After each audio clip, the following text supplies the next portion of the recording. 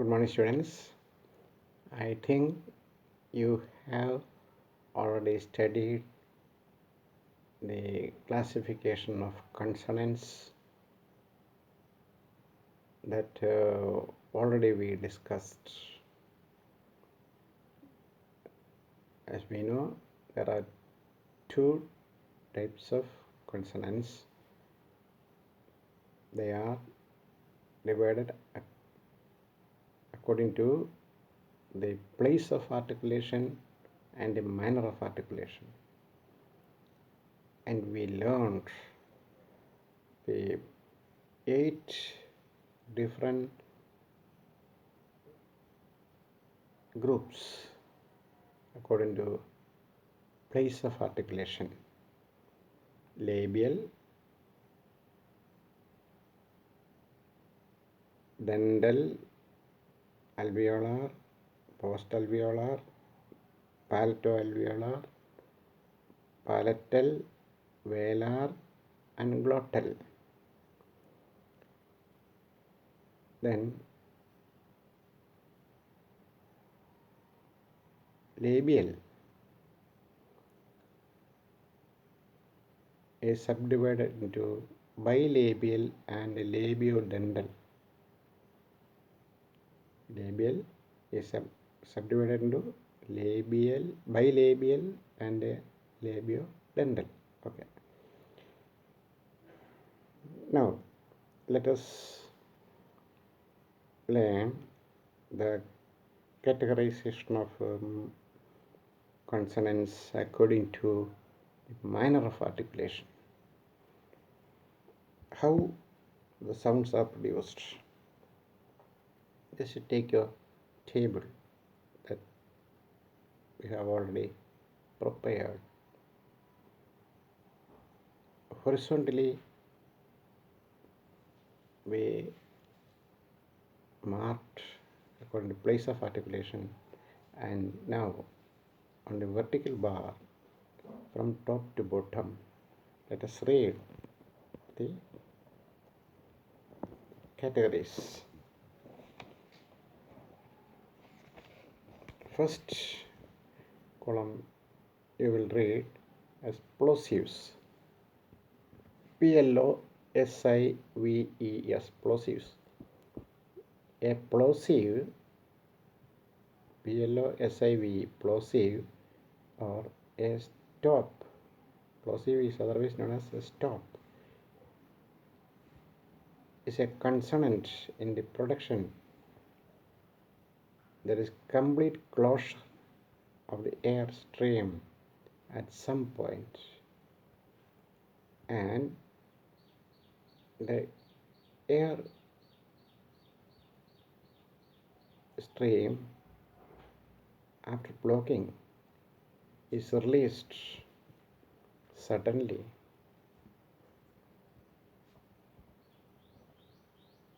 There is a velic closure blocking the nasal passage of the air. Velic means belonging to velar, means belonging to velum. When the articulators are suddenly separated and the oral closure released, the air escapes with a small explosive noise with a plosion.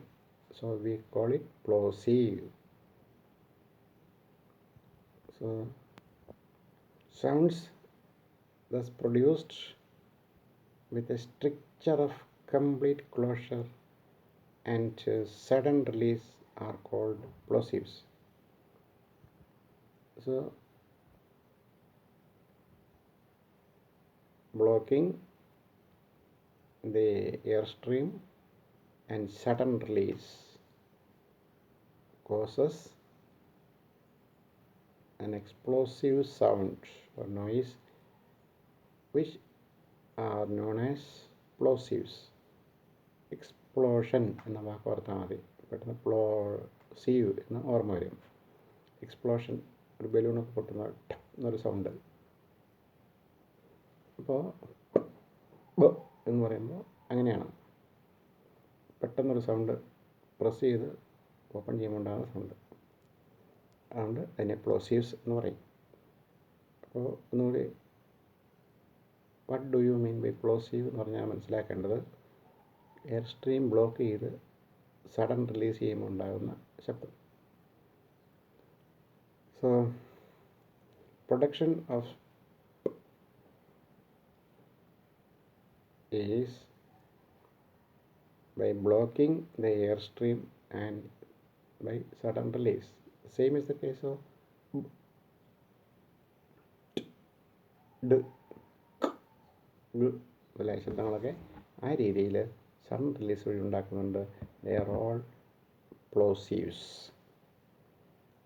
പരീക്ഷയ്ക്ക് ചോദിക്കാവുന്ന ഒരു paragraph ക്വസ്റ്റ്യനാണ്. Okay, ഈ എക്സാമ്പിൾസും ഓർമ്മയുണ്ടാവണം. അപ്പോൾ ആ column നോക്കുക, പ്ലോസീവ്സിൻ്റെ column ഹൊറിസോണ്ടലായിട്ട് എക്സാമ്പിൾസിന് വേണ്ടി നോക്കുക. 1 by 1 ആയിട്ട് താഴോട്ട് വായിക്കുക. അപ്പോൾ പ്ലോസീവ്സ് കഴിഞ്ഞാൽ പിന്നെ വരുന്നത്, അതിനെക്കുറിച്ച് ചർച്ച ചെയ്യുമ്പോൾ ഒന്നുണ്ട് കാര്യം കൂടി പറയാനുണ്ട്. ഇൻകംപ്ലീറ്റ് പ്ലോസീവ്സ് എന്ന് പറഞ്ഞാൽ പ്ലോസീവ്സിൽ ഒരു ഗ്രൂപ്പാണ് ഇൻകംപ്ലീറ്റ് പ്ലോസീവ്സ്. ഇപ്പം എന്താ കാര്യം? പിന്നെ plosive consonant is followed by another plosive or an affricate sound with less friction. In some word, the first plosive is not fully pronounced. Such plosives are called incomplete plosives. For example, sound in act, picture. The k sound in act. T is a plosive sound. Ch is a plosive sound. So when two plosives come together in a word, the first plosive is not stressed. It becomes half in pressure. So it is called incomplete plosives. A plosive that is not complete in pronunciation. Okay. So sound in act alla act and picture alla picture. ആ രീതിയിൽ നമ്മൾ classify ചെയ്തിട്ടുണ്ട്. Then മറ്റൊന്ന് nasal പ്ലോഷനാണ്. Sequence of consisting a plosive immediately followed by a nasal. The plosive is not pronounced in the normal way. For example, p sound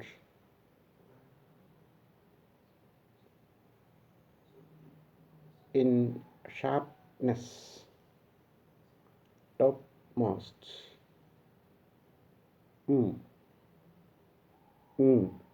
are nasal sounds, is followed by or nasal sounds. So is not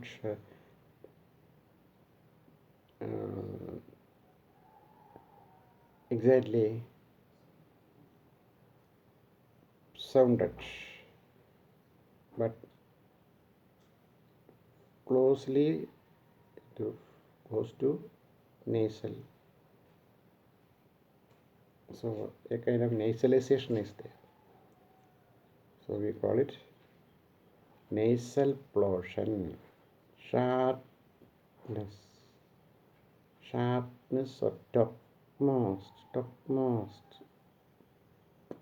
is merged with the topmost, like that. So the nasal plosion, because the sound takes a course through the nose. Next, second word. So plosive is two subcategories: incomplete plosives and nasal plosion. Next, the second one is affricate. Affricate is a production of sounds, the technique making a sound. The complete closure, the oral and nasal passage of air being completely blocked. Then removed slowly instead of explosive sound. As the air passes slowly, it is released and the sound produced with audible friction. Audible friction is heard. Friction. Sound തന്നെ നമുക്ക് friction sound തന്നെ നമുക്കൊരു air friction അനുഭവപ്പെടും. ഉരസി കടന്നു വായു. അപ്പോൾ affricates are sounds produced by blocking the airstream and releasing it with audible friction. Air makes a sound. For example, the affricate consonants in English are ch. You say ch, ch. You can feel how the air flows out with a pressure and friction. And chair, ch sound in chair. J, as in James, John, like that. Ch and J are examples of affricates. Then AFFRICATES, affricates. Third one is fricative, FRICATIVES, fricative. Fricative, they are sounds made by bringing the articulators closer together and the air is escaping through the narrow space between the articulators, and the sound produced with an audible friction or a hissing sound. Audible friction like a hissing sound. HISSING. For example, S, Z, th, f, v, r, sh, r, and h are the sounds. Then the fricatives and affricates are also known as sibilants, a technical term. Fricatives and affricates, fricatives, fricatives and affricates, AFFRICATES, are known as, in other words, they are known as sibilants, SIBILANTS. And the fourth one is trill or roll, TRILL, or roll, ROLL, roll. In production of a trill or a roll, the articulators are brought into contact with each other a number of times, just like the ringing of calling bell. Then, for example, when we say the blade of the tongue taps several times against the teeth ridge, the sound produced is known as a trill, TRILL, trill. It is considered typical of Scottish English, not Scottish British, but Scottish English. Instead of a series of taps, if a single tap is made, the articulators quickly coming together and going away. We have a tap or a flap, like occurs between vowels as very, sorry, hurry. When we make that in these examples, very, we don't say very, but very. So, hurry. Or after sounds, thrive, thrift. It is pronounced as a tap. Only one tapping sound is heard, not a trill, frequent flapping of the tongue, as we say rrr. So r is different from rrr. Tree is different from very. R in tree is different from r in very. Then fifth one is lateral. Lateral means a consonant produced with the oral passage blocked at the center and open at the sides of the tongue. English has lateral consonants like l and lake, l like a lake. L. Alphabet L is sounded as l. For its protection, the tip of the tongue is raised to the alveolar ridge. The air is blocked at the center and through the sides of the tongue, air is allowed to pass through, and the sound is l, l, lovely, girl, world, like that. L sounds are made. The L sound is lateral. Then the sixth one is nasal. Nose we know. When the air passes through the nose, it makes nasal sounds. And the nasals are articulated with the stricture of complete oral closure. And for instance, the production of sound lips are in firm contact, blocking the oral passage, and air passes through the nose. So we produce and by blocking mouth and up, allowing air to pass through the nose. Three sounds and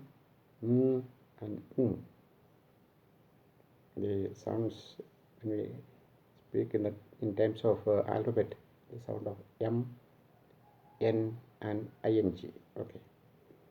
The seventh one is frictionless continents.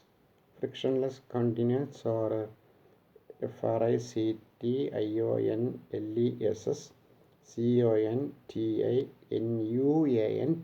continents, or otherwise known as approximants. APPROXIMANTS, approximants.